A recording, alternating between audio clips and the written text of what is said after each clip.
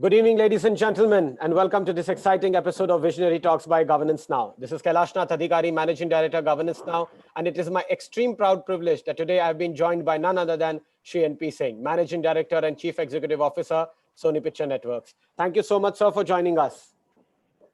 Thank you, Kailash. It's my proud privilege to be interviewed by a youngster like you, who I've seen grow in front of my eyes. So, really happy. Absolutely, sir. It's my pleasure. Ladies and gentlemen, Singh MD Singh is an industry veteran who rose from the post of CFO of Sony Pictures Networks India in 1999 to CEO in 2014. He brings with him over 38 years of experience in the corporate world, and in his current role, he's focused on building leadership equity of Sony Pictures Networks India. During his long innings at Sony Pictures Networks, he has also served as its Chief Operating Officer. Equipped with a deep understanding of the media and entertainment space, he's insightful about the role Sony Pictures Networks could play by bringing in rich diversity in content to broaden the television and digital viewership base globally. His leadership has led SPN to successfully tap into the broad spectrum of audience preferences in urban and rural areas, operations in leading organizations including Modi Xerox and Spice Telecom. An alumnus of the Delhi School of Economics, where he completed his master's program, he holds a bachelor's degree in commerce from the University of Delhi. A rank holder of the Institute of Cost Accountants of India, he was honored with the Certificate of Merit by the Institute for his meritorious performance. It's an honor to host you, sir. Thank you. It's my honor. So my first question. Scam अच्छी कंपनियों को बर्बाद कर देती है, लेकिन Soni live की तकदीर बदल दी. How do you respond to the overwhelming response of Scam 1992 on Sony Live? ये बहुत अच्छा सवाल आपने किया और जिस तरह से पूछा वो भी बहुत रोचक है. Undoubtedly, we've had tremendous response to the series and very humbling indeed. The reviews that we've received on the series have been very strong and very, very positive. And the ratings also on IMDb have been 9.6, which is which is something that brings a smile to my face every time I see it. We've, on the back of Scam, we've seen a uptick in the number of paying subscribers for Sony Live. And mind you, we had relaunched Sony Live just a few months ago. And we've had other series that we can talk about later, but Scam has helped us sharply grow our paid subscriber base. And interestingly, I just today I was reading an article. Looks like it's also triggering a few more debates on market reforms, which is also very interesting. So overall, very, very positive, very encouraged, and humbled by the success of Scam. And I'm a firm believer if you have good quality content and if you stay true to the premise that you start out with, you are going to get success, and you would know, and our viewers will know, our listeners will know. Scam is based on a book called The Scam, written by Devashish Basu and Sujata Dalal. Wonderfully crafted under the direction of ace director Hansal Mehta and presented by Applause Entertainment. What gives me tremendous amount of satisfaction is that our own production house, Studio Next, has actually produced the show. Yes. So that's another reason for me to smile. So smiling all the way. Yes, smiling all the way to glory.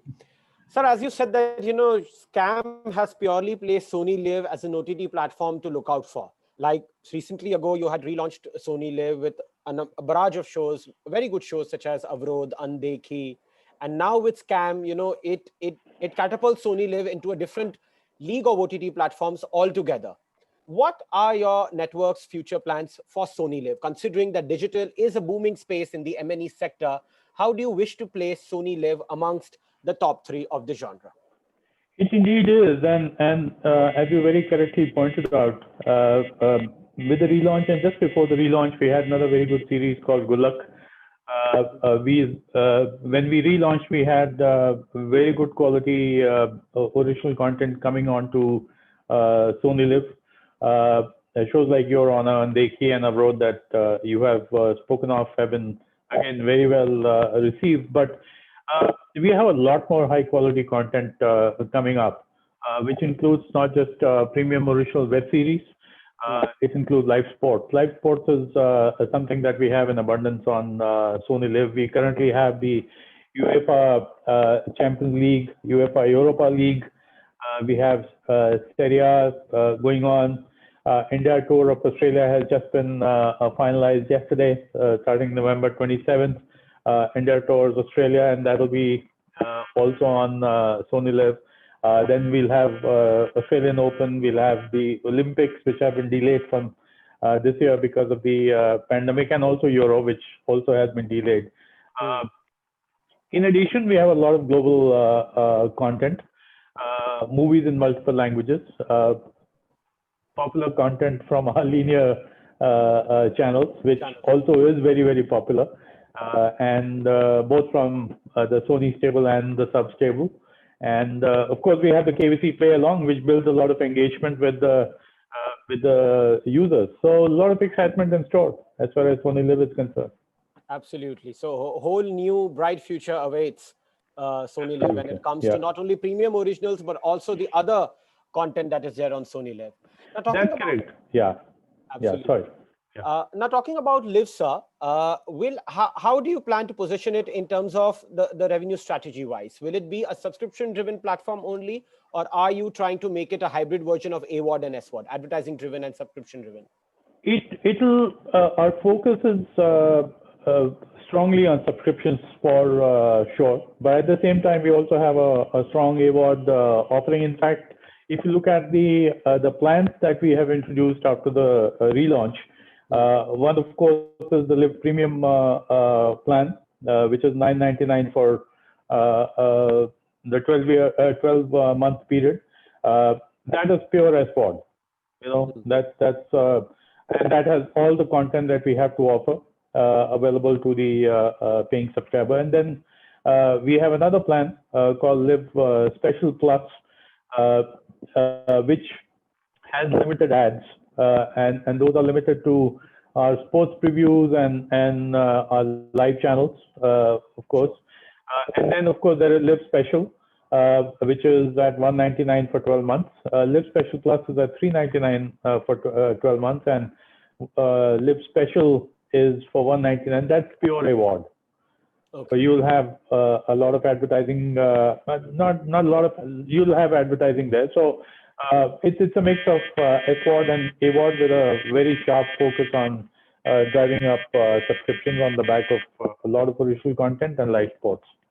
Sure. So there are now a bundle of packages, and the consumer has to choose if he wants to go for the premium pack, naturally the complete SVOD pack where he's not disturbed by any ads. And then you also have the economical pack, which is complemented by the advertising. Absolutely. Absolutely. Yeah. So Sony Entertainment is celebrating its 25 glorious years in India this October. As someone who has been associated with its organization since decades now, how would you describe its journey, and what, according to you, have been the major milestones of Sony Pictures Networks in India? That's a question very close to my heart. Having seen 21 plus years of the 25-year journey of this company, having been part of the evolution of the company, having seen the highs and lows, and it fills me with nostalgia and also with pride for what we've been able to achieve in the last 25 years of this company's existence. Starting on October 8th, 1995, with just one channel.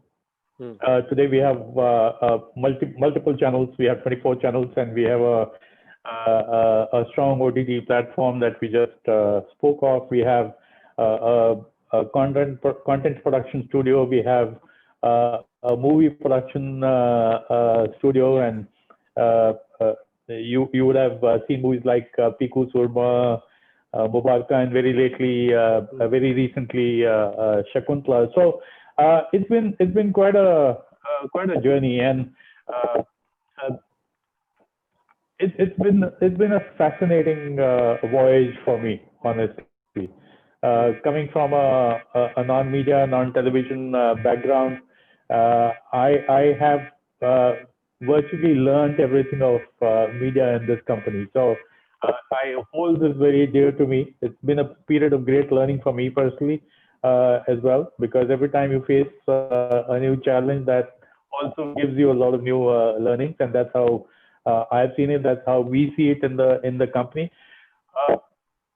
You spoke about milestones, and if I have to count all the milestones, then maybe we'll have to spend 2-3 days going over everything that we have done. But just the key ones, back in 99, 2000, the big launch after Sony Entertainment Television, which was in 95, was Max, which was a unique combination of Bollywood movies and cricket. I mean, nobody had ever tried that before, and we tried it and successfully. And till today, Max is the #1 channel in the genre, which is no mean achievement. And then, of course, we went ahead and acquired the ICC cricket rights and introduced a new concept of a wraparound show with a female anchor called Extra Innings, which became very successful.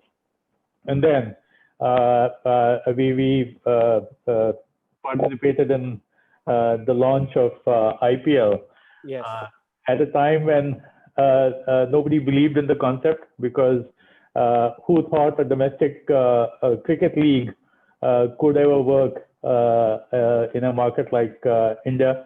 But we put our heart and soul into it and made it a huge success for the first 10 years. It was a huge success and continues to be big.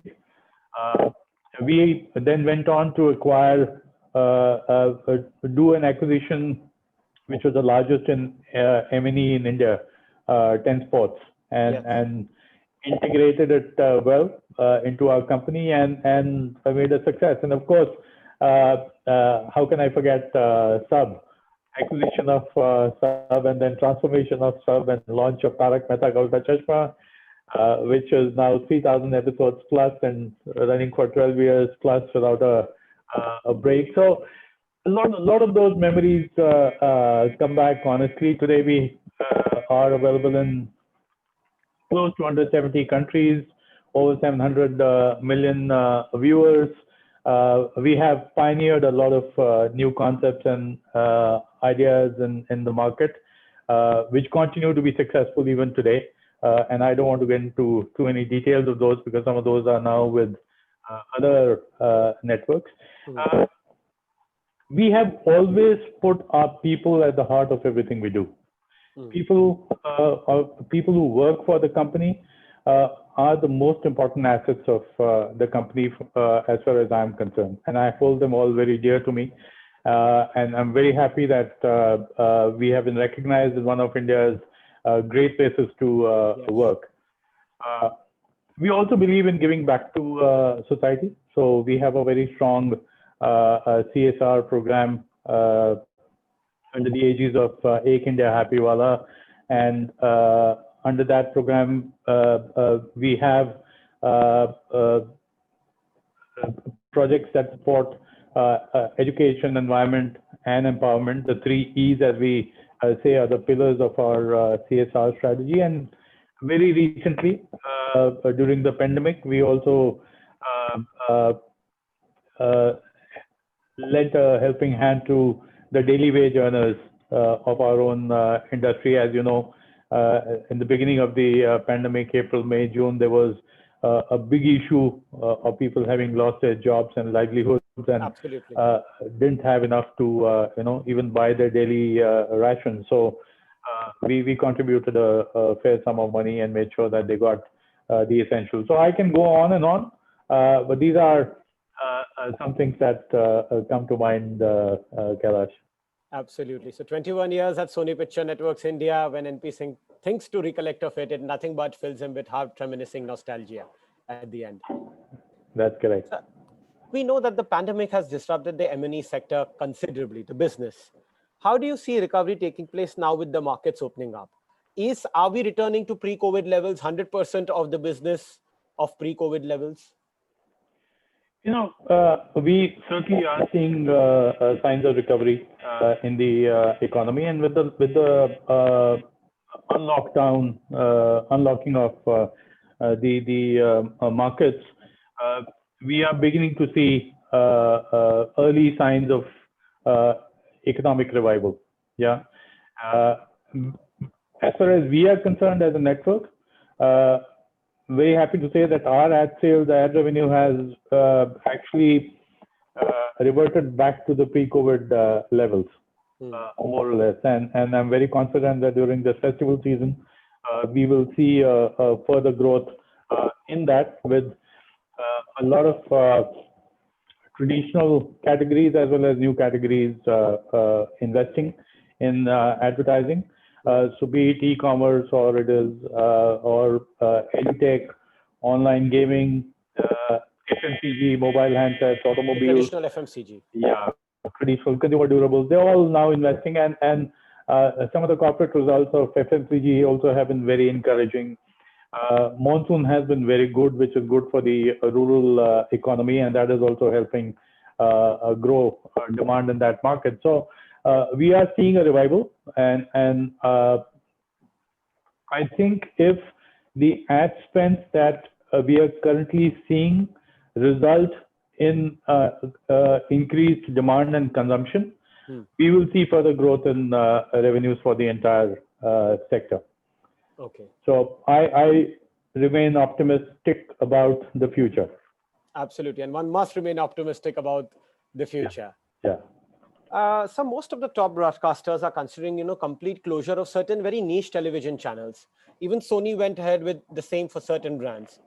In such times, what, according to you, will be the future of broadcasting in this country, considering that television broadcast in this country is the biggest segment of the M&E and close to about $10 billion, advertising and subscription put together?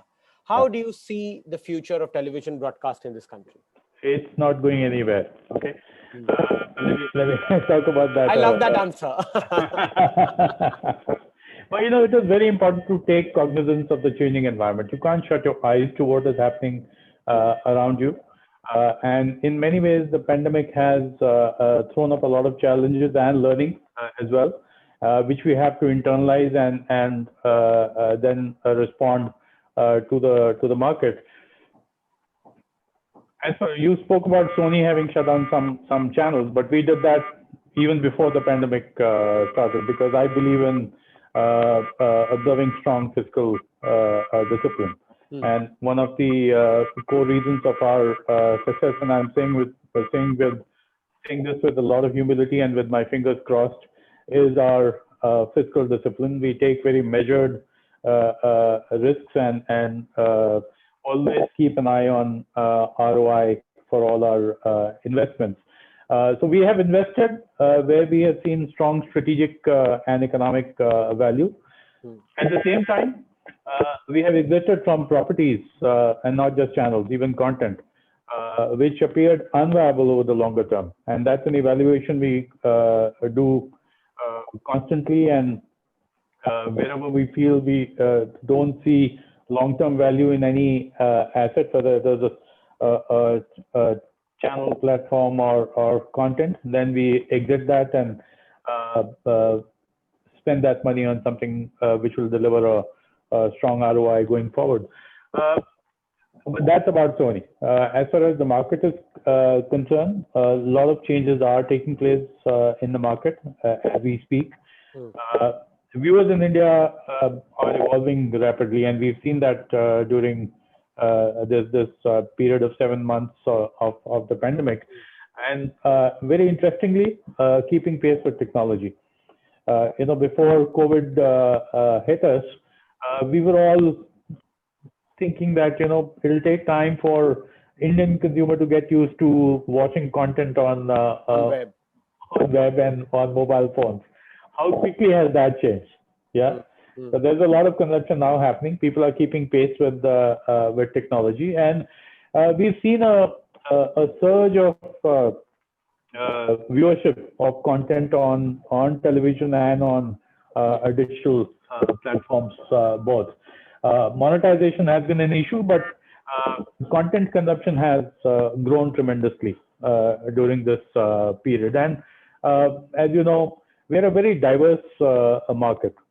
And I strongly believe something that I started with, television broadcast still has a significant runway ahead, and will continue to grow, though not at the same rate at which we've been growing in the past. So we will not see double-digit growth on television broadcast, but it will continue to grow. Having said that, television consumption patterns will change, in fact, are changing.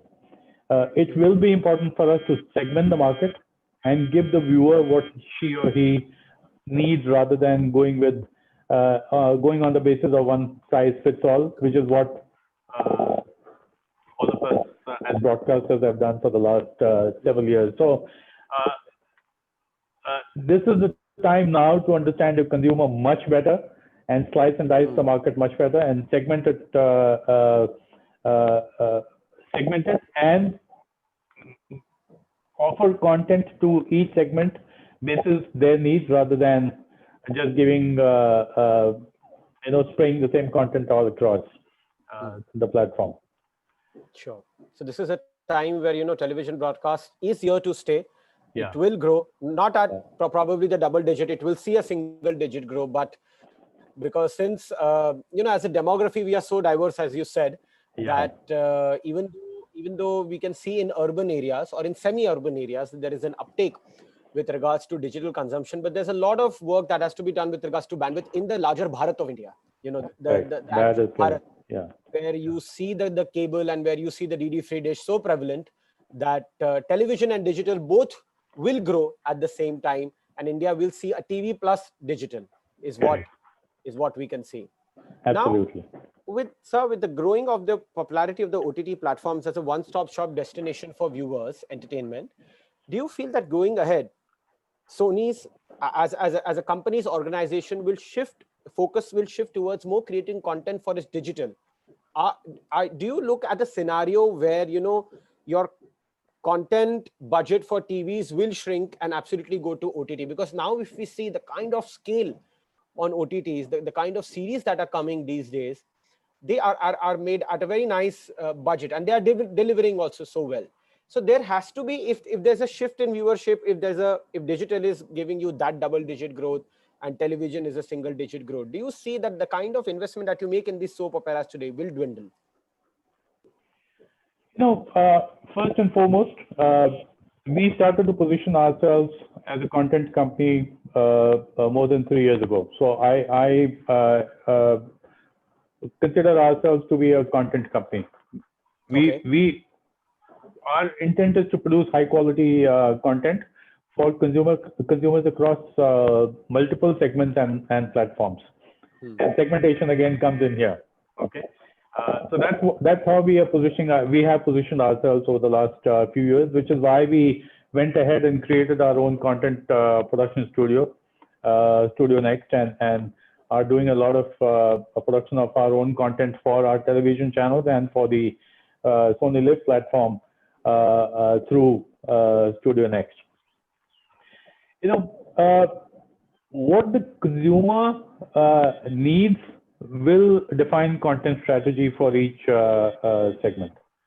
Yeah, and will also therefore define the budget for content for that segment. Okay, so it's difficult to generalize and make a generalized statement that the content budgets will move from television to OTT platforms. My belief is, as I said earlier, I don't see TV going disappearing in the near future, and therefore we have to continue to invest in content for our television viewers, because there is still a very strong viewership of television content. We will certainly be seeing a huge amount of money being invested in OTT content, something we are doing ourselves. So OTTs is we spoke about focus on SVOD. So if I'm expecting my subscribers to pay me a premium to subscribe to my platform, then I have to deliver to them very high quality premium content. And for that, big budgets will be required, and we are making those budgets available for the content teams to produce that kind of content. So I would not say that budgets on TV will dwindle. We still have to continue to make content for our television viewers, and I don't believe we need to bring down that quality. In fact, we may have to up the quality quotient on television, but at the same time, we'll continue to invest in OTT as well. So content budgets are growing rather than shrinking. Okay, so OTT budgets will grow, but they will not cut a pie from television. No, not the mainstream media as I see it. Okay, so Sony Pictures is also one of India's leading film studio. Now with the pandemic, halting film entertainment, as we all know, completely, and now web becoming the consumer's first preference for watching cinema as well, with large-scale OTT movies being released on OTT, where do you see the future of film entertainment? Pandemic has led to a big disruption as far as out-of-home entertainment is concerned. People are not willing to step out and go into crowded places, although during this festival season, we are beginning to see people stepping out to do their festival shopping. But certainly we've seen a disruption, and cinema halls have been shut for a very long period of time. Unprecedented, has never happened in the past for such a long period of time. But once we are over the hill, and I hope it happens soon, just being hopeful here, and once a vaccine is available, which I think is a few months away, we will start to see people going out of home for entertainment one more time, and will go back to cinemas. It will take some time for all of us to get comfortable to sit in a close environment with a lot of people, but it will happen over a period of time once we are past the peaks and we have a vaccine available. So there will be movie releases in cinemas hopefully next year, maybe the first half itself, and we'll start to see that, and we'll start to see growth in footfalls in cinemas. Having said that, I firmly believe now that we've seen a possibility of releasing movies on OTT platforms, we will see more of that also happening.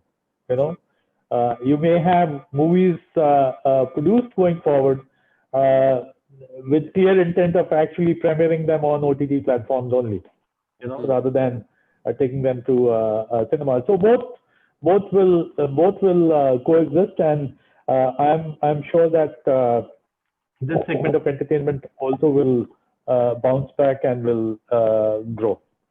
Sure. So still film entertainment, though it may have seen a little disruption because of the pandemic, cinema shutting down, but now with the reopening of cinemas, and once a proper cure or a vaccine comes out, Indians love that big screen feel, that 70 entertainment feel. And it's not just about the movies, it's about, the entire family outing, having a popcorn or a samosa in your hand and watching, let's say, Salman Khan on a big screen. So that's what Indians crave out for, and that is very much here to stay. So you steered the Indian Broadcasting Federation as its president for the last 2 years in what could be termed as industry's most challenging times. First with NTO 1, now the pandemic, and now NTO 2, and there's an AdCap matter, which is sub judice as of now. What future challenges do you foresee for the sector as a whole, the entire M&E sector? Yeah, two major matters are sub judice, as you rightly said, so won't comment on that. But as we've discussed earlier, industry has seen a huge disruption due to the pandemic. And it is important that we have, now going forward, at least have a stable business, and also very importantly, a regulatory environment for the industry to recover quickly. At the same time, we are also going through a phase of transformation. something I touched upon earlier, with the viewer taste changing and viewer evolving. The economic environment is also evolving, so it is important for us to keep pace with that speed of transformation that is taking place. The shift from television eyeballs from television to digital, that's happening, has happened, is happening as we speak. We have to continue to work together as an industry and also with the government and the regulator to facilitate this transformation and provide an environment which is conducive to growth of the industry and take away some of the irritants in the on the way. So as an industry, I think we need to focus on, yes, of course, those issues that are there in court. Those will get decided and settled over the next few months or so. We have to facilitate this transformation that is taking place and support it rather than shutting our eyes to it, because it's taking place as I said earlier, and we have to support it rather than fight it and create an environment which helps us all grow together. Absolutely. So the industry has to come together to grow unitely. Yeah. After such kind of changes. Yeah. Now, so in response to the situation caused by the pandemic, IBF as a body made a list of representations to the government to help it tide the crisis. How far do you believe the industry's demands have been met? Do you feel that the government could have done a little more to support the sector? We can always say that, but I must say that government has given us a patient hearing. It is work in progress, and we continue to be engaged with the government to get support for the growth of our sector.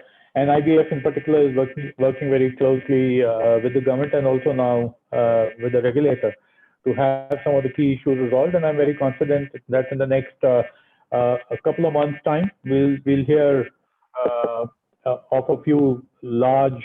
There'll be some significant announcements that we are hoping will be made by the government, which will help future growth of our industry. Absolutely. So government will give it has given a patient hearing, and the industry and the IBF body is hopeful that in the future, some positive developments or some positive shifts for the industry will definitely pour in. Absolutely. I do have a certain, we've been joined by a large set of audiences, and they have little questions for you. I'll take a couple of them, before we sign off. Sure. Before we even started, I had questions pouring in here. One of the questions that I can see a viewer asking is, as compared to international content like Money Heist, Game of Thrones, etc., why are studios and producers, OTT platforms in India wary of putting their money on new and unknown faces? That is, first, that's a very good question, but that is changing, and we started the session by talking about our own show, The Scam. Scam, yeah. Right? And there are no, as far as the main protagonists are concerned, there are no big faces there. There are no big faces. And True. it is delivering such a strong success. And likewise, if you see our other series, Andekhi, same thing. Avrod, again, not very big stars. So that trend has begun. And I think the focus now is shifting to strong storytelling. As I always tell my teams, for me, script is the hero. So if it is a strong script, then to support the script, if we need some established strong actors, we will do it. Otherwise, force fit is not something that we will support, and we will always back good quality content with strong narrative that will appeal to our viewers. Absolutely. So script is the hero, and naturally there are good actors, and this trend of casting only big faces is changing, and that change can be seen from the web. Rightly said, from Scam and from also from other series. Other series, love the content. Yeah, I mean other series like Panchayat, for example. Yes. Or Good Luck was another Patal series. Lok, also an example. Patal Lok. So there are multiple, Patal Lok, absolutely, multiple such examples, and that's very encouraging as well. That trend has already started. That trend has already started. And, it also opens a good amount of opportunity for good actors. Yeah. You need not be a face, but if you're a good actor and if you audition well, you can actually land up a role, because in web, people want a good, you can say, a gripping narrative of the story. Absolutely. One more question that I can see, sir, is here. What are your future plans on further expansion in sports genre with cricket and non-cricketing properties? Is it going to be as big as your competitors? That's a interesting question to ask at this juncture Yes. of competition. I would not get into others' strategies. As far as we are concerned, we are very clear, as I said earlier. We will continue to make investments in content, and that includes sports, with a firm eye on ROI. If it makes sense for us, we will invest, and we have invested. We have rights to a lot of cricket boards, whether it's Cricket Australia or ECB, or it is Sri Lankan cricket board, and there are some others that we are in discussion. We have WWE, we have the UFC, we have the UEFA Champions Europa League and Serie A, and we have Olympics and Euro and much more. And we will continue to make investments in sports, because we believe that sports is a big driver of subscriptions on linear television as well as on OTT platforms. But we will only go for good quality sports and not go after everything that is available. Sure. So naturally, any investment decision in sports involves a huge amount of investment, and any decision would be taken basis the ROI that the company will see. I'll just take a last question, which I can see on my screen here. How do you see the financials changing in terms of proportion of revenue generation, TV vis-a-vis OTT? Where's the ball? How's the ball rolling? The rate of growth of revenue on digital is much higher than that of television. But the base of TV is very large, and it'll take some time for digital to catch up in terms of the overall volumes.